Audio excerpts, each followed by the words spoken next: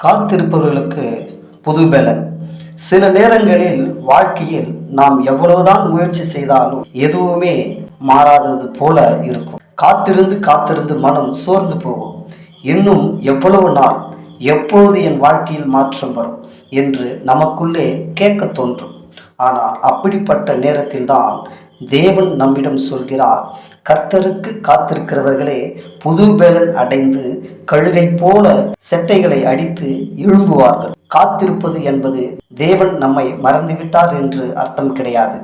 சில நேரங்களில் நாம் காத்திருக்கும் அந்த நேரத்தில் தான் தேவன் நம்மை அடுத்த உயரத்திற்கு தயார்படுத்தி கொண்டிருக்கிறார். கழுகு புயலை பார்த்து பயந்து கீழே விழுவதில்லை, புயலுக்கு மேலாக எழும்புகிறது.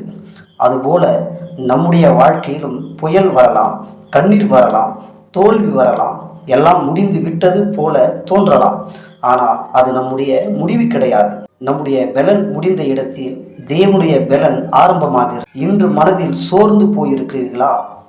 கொஞ்சம் காத்திருங்கள். பதில் தாமதமாகலாம், ஆனால் தேவனுடைய வாக்கு தத்துவம் தாமதமாகாது. இன்று ஓட முடியாமல் இருக்கலாம், ஆனால் நாளை மீண்டும் ஓடுவோம்.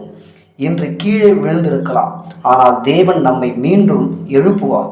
ஏனென்றால் வேதம் சொல்கிறது, அவர்கள் ஓடினாலும் இளைப்படையார்கள், நடந்தாலும் சோர்ந்து போகார்கள். ஆகவே நம்பிக்கையை விடாதீர்கள். நாம் காத்திருக்கிற காலம் வீணான காலம் கிடையாது. தேவன் நம்மை புது பலனோடு எழுப்பி கொண்டிருக்கிற காலம். காத்திருங்கள், தேவனை நம்புங்கள்.